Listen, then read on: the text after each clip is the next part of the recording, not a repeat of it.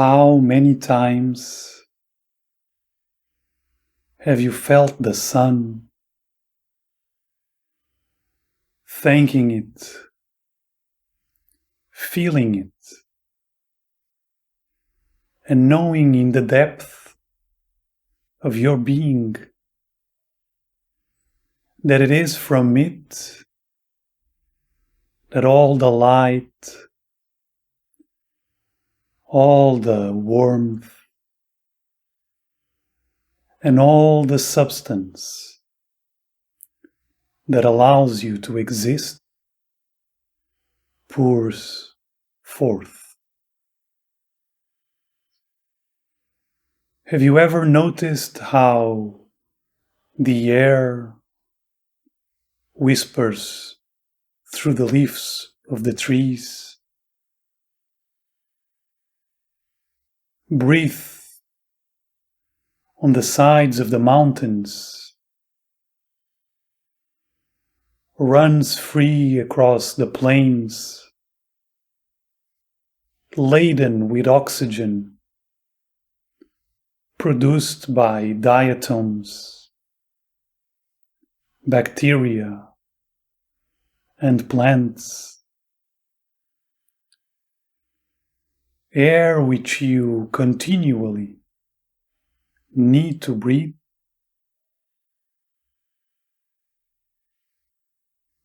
Have you ever thought about the vastness of the earth's water, which evaporates from the ocean, flies like clouds, hydrates the earth as rain, is elevated and purified in the core of the mountains,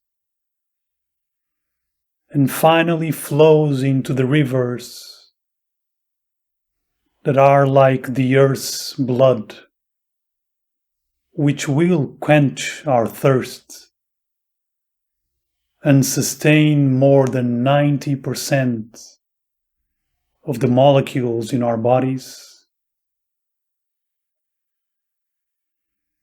How many times have you taken a bit of damp earth in your hands and stroked it gently, attentively, aware of the enormous number of microscopic beings, chemical communications, and atoms whose manifestation of solidity gives the structure and foundation to the body in which you travel? Have you ever contemplated deeply, with gratitude, the existence of the human beings who gave birth to you? Those who provided you with food, a roof, a bed, teachings, friendships, passion, even a simple presence, while you were still unable to obtain them for yourself? How much of all the time that you waste superficially, unconsciously, have you dedicated to notice that you can hear that wonderful possibility that makes every point of your being vibrate? That you have eyes and can see shapes, colors, movements, making it so that all kinds of stories and films are continuously and spontaneously manifested before you. there is something that allows you to taste. And what a moment in human history to be able to taste, when the art and availability of cooking reaches such unbelievable proportions. You have the gift of smell, recently cut grass, roses, orange blossoms, jasmine,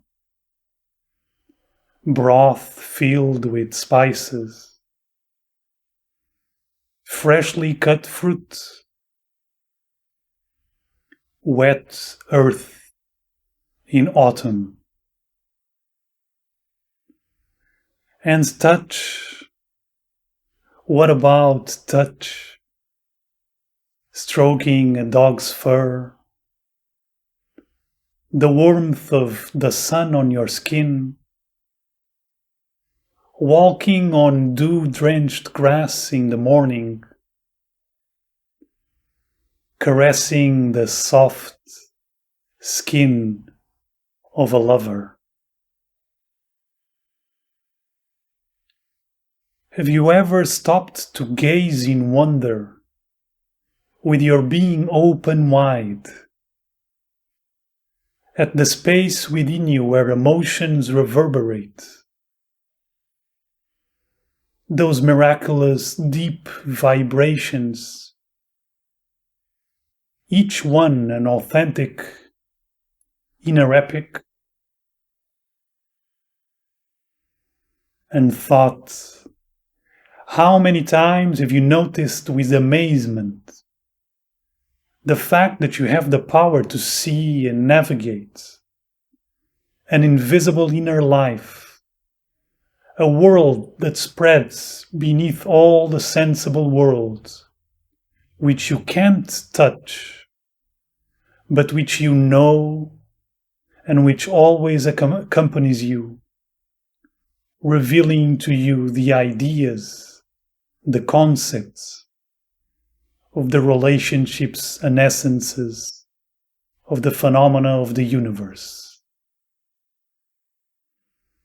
And how many times have you been grateful and used to your advantage today and to the advantage of the world and people around you the amazing capacity of will, of choice, to go beyond the state of a stone, a vegetable, even an animal, to choose to move through the world, not pushed or shoved by the compulsions of instincts, nor forced or compelled by the outer rules imposed by the inventions of mad minds, but flowing according to the highest and most beautiful and good and true ideals that your being can imagine. How many times have you spent some time alone with yourself in a real fast, the fasting from distractions, long enough to be dissolved in the humble veneration of the fact that you are. You exist. You have a being. There is a presence, something that gives you the I am, that creates you and holds you and transforms you as an entity in this incredible universe. In comparison, how little effort you put into all of this, how little we do compared to what is done for us. It's so fabulous.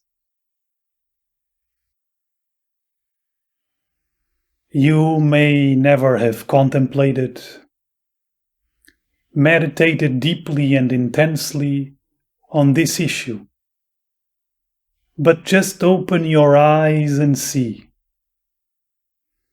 Just stop for a moment and think.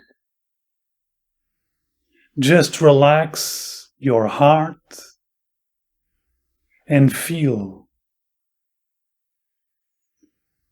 Everything is interconnected. Everything is a continuum. Everything is one.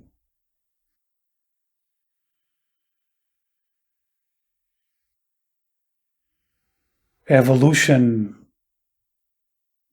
which some scientists now say is more than 300 billion years old, imagine that,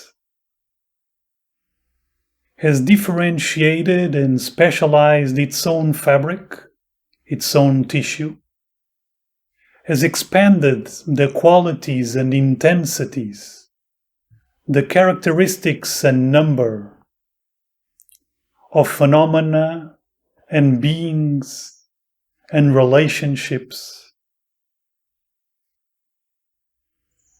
And this diversification is so vast that millennia of human research don't seem to have even touched the surface of the possibilities of manifestation.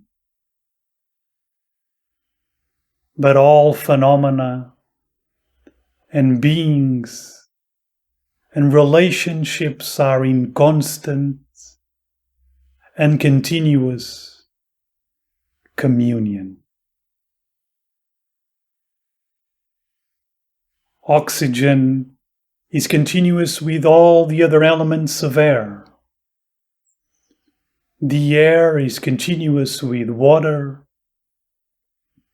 the earth, our lungs. Our lungs are continuous with the heart and the blood, organs and nerves. The organs and nerves are continuous with emotions, thoughts, and desires. Emotions, thoughts, and desires touch and embrace and communicate with other beings. The beauty of a landscape, the difficulty of a hard day, the joy of a lover's love.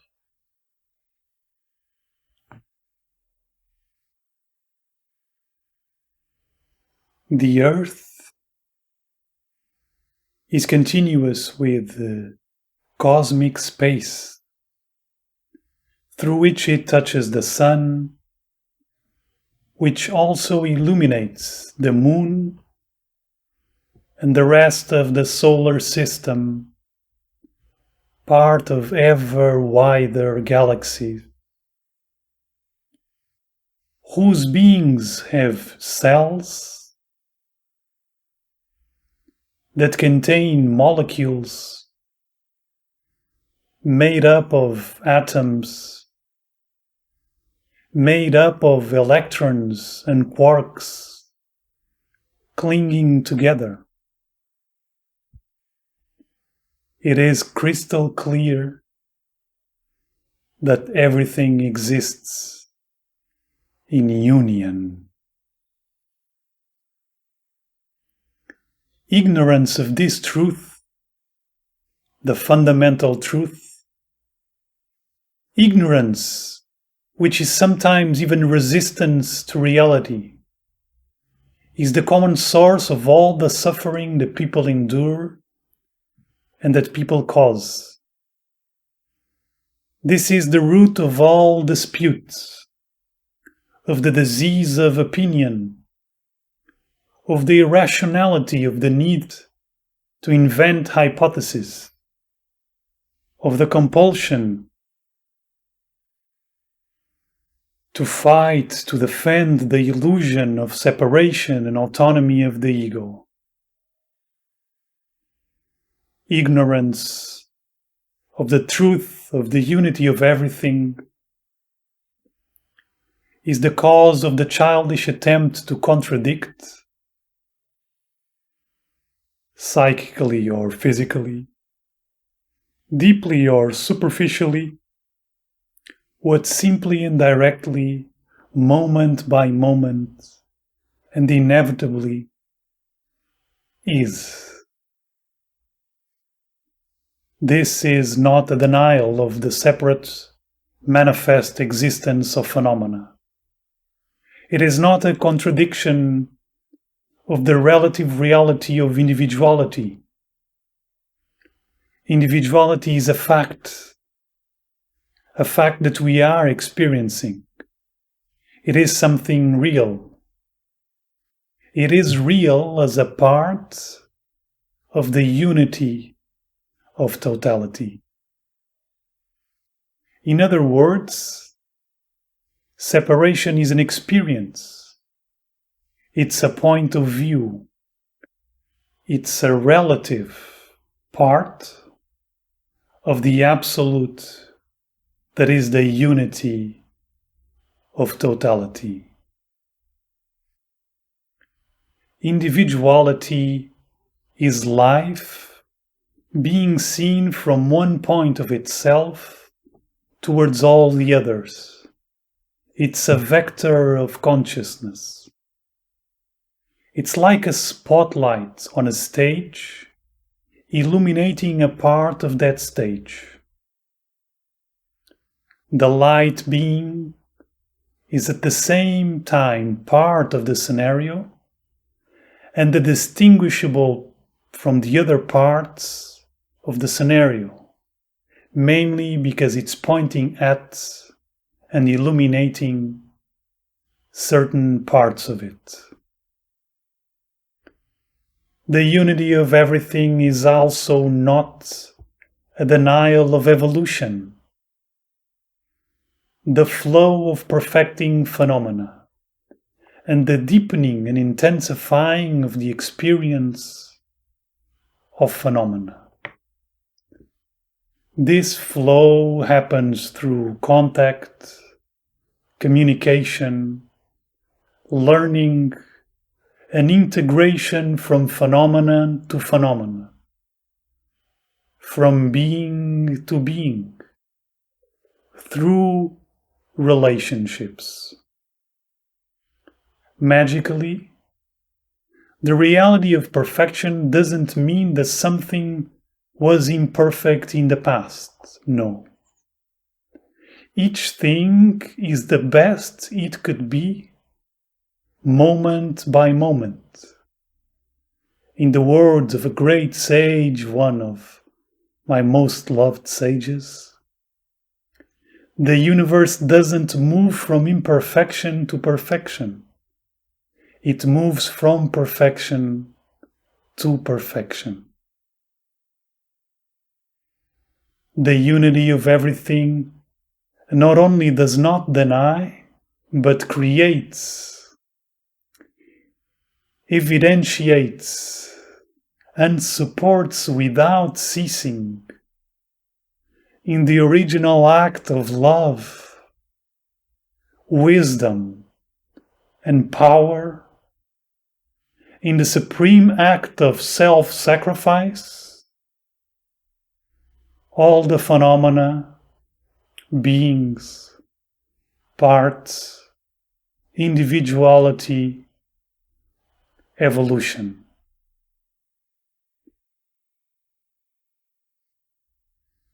Deeply and intensely contemplated and meditated upon, the inner movement and openness that these facts allow to emerge within us resolves the most fundamental and urgent issues in our lives. purpose without purpose, the motivation for all human endeavor, the root of harmony and consequent joy in life. The only purpose of becoming the most perfect individuality possible is to serve, help, and unite with the world.